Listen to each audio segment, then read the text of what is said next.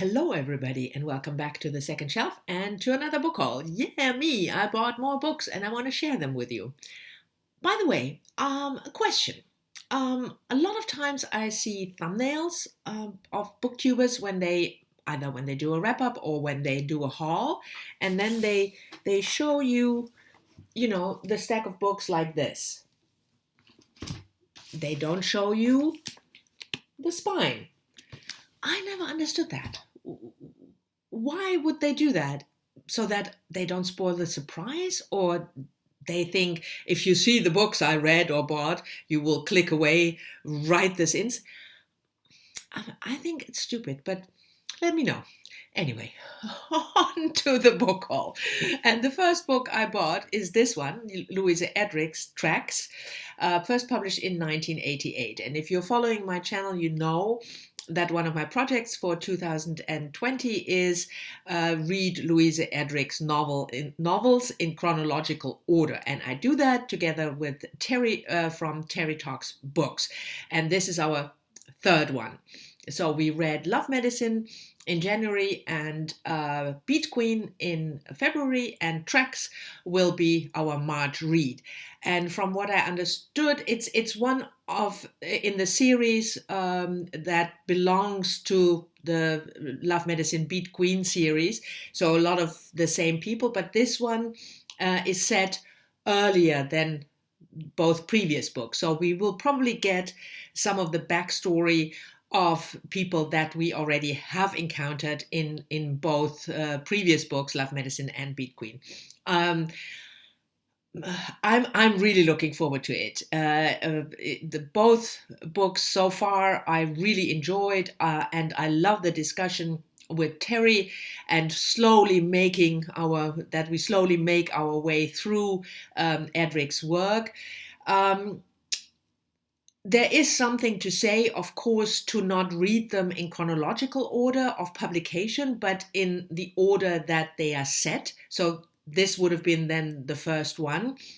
But Terry and I, we talked about that, and we both thought for us, it's interesting also to see the writer develop over time, how, in this case, Erdrich, how she would develop the themes and then go back in time and write a prequel, so to speak. So I still think the chronological order of publication is the way to go, and I'm absolutely looking forward to reading this and discussing it with Terry. The second book I bought is Kathy Acker, Blood and Guts in High School, first published in 1984.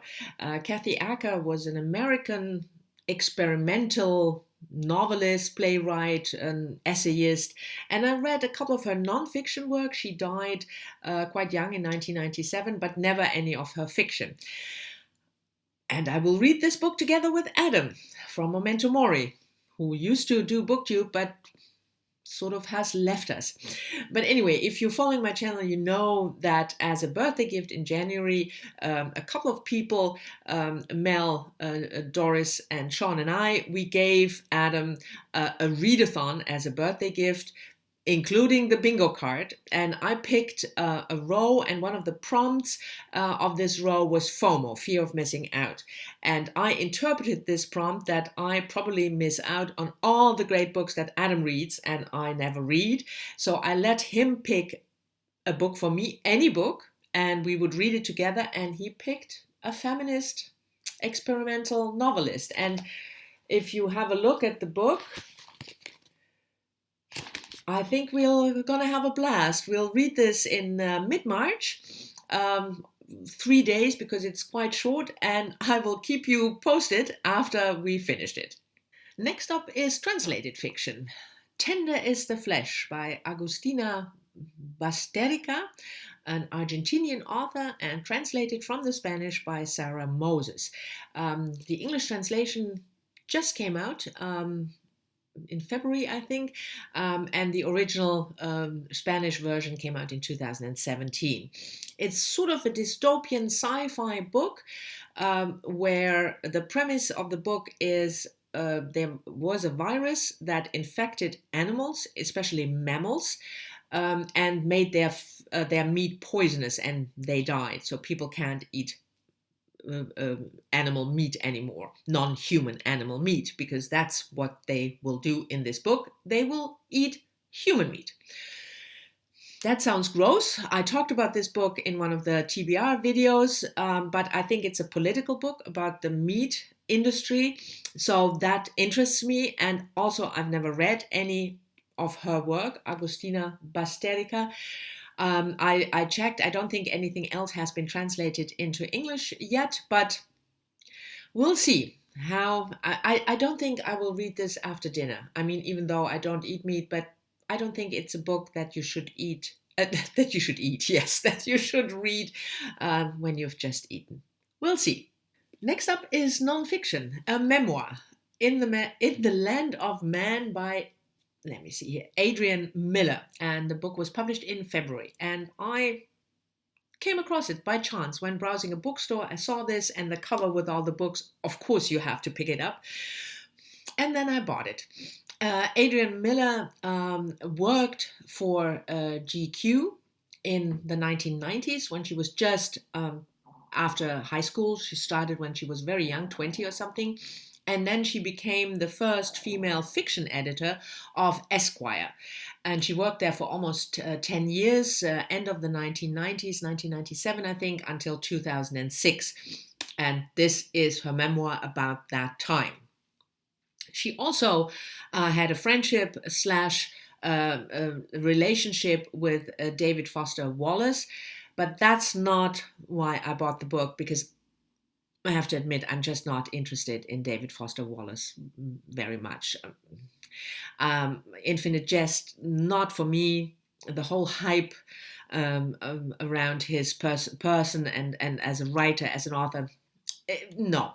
But I'm interested in the career of a young woman in the late 1990s in a very male-dominated world, Esquire, GQ. I mean, hey. So that's the reason I bought this book. And of course, as always with my haul books, I will report back once I've read it. Sorry, I just had to sneeze and stop the video because I didn't want to sneeze in your face, even though you can't get coronavirus from me, because first of all, I don't have it. And second of all, because it's only a video. But anyway, the next book I bought is one that I was really looking forward to. It was published in February, Jenny Offill's new novel, Weather. I read Jenny Offill's a previous book, A Department of Speculation, about a marriage, the falling apart of a marriage, which I really loved. So I definitely wanted to buy her new novel. This was just longlisted for the Women's Prize, by the way. And it is about a woman, Lizzie, who works as a librarian, and then she gets in touch or reconnected with an old friend of hers, Sylvia, and Sylvia has a podcast, A Hell and High Water. And Sylvia wants Lizzie to answer questions of listeners, people who listen to the podcast, right-wing people who are talking about climate change, the decline of Western civilization, stuff like that. So I suppose it's mostly about climate change, weather. I don't know. It's probably not a writing style that is for everyone. She writes in these short snippets, not a linear structure, not a linear storytelling. But I'm looking forward to reading it. The last book that I want to show you for this haul is Telefonica by Ilsa Barea-Culchar, first published in 1949 and now republished just last year. And you wouldn't guess it from the title. That sounds definitely Spanish, and from the author's name. But this is a German book, written in German, because the author was Austrian. She died in the 1970s. She was a journalist, and she worked during the 1930s. She worked in Madrid for the official censor institution there from the government. That institution was called Telefonica. And the book is set there. So in the mid-1930s in Madrid, featuring a journalist who tries to sort of negotiate between journalism, the journalists, foreign journalists, especially who want to publish something, and this official censor institution. I had never heard of this author, ever. It's a pick for a real-life book club that I have with 4 other people, and one of the members picked this book for our next meeting end of March. Fabulous, because discovering a new author that has been writing in German. I think this is her only novel because she mostly did journalism work. So I can read this for Read German Books 2020, the year-long challenge organized by Mel and I, where we encourage people to read more books originally written in German, no matter whether you read it in a translation or not. I will leave a link to the Goodreads group down below if you haven't heard me talk about it, and maybe you want to join. So this is for sure qualifying for the challenge Read German Books 2020. I have to say, if you are interested, if the story sounded interesting to you, Telefonica is only available in German and in a Spanish translation, so no English translation as of yet, unfortunately. Anyway, these were the books that I bought recently. Thank you very much for watching. I hope you have enjoyed it. Let me know in the comments whether any of the books that I hauled interest you, or whether maybe you read any of those. Looking forward to your comments as always, and I'll talk to you all soon in the next one.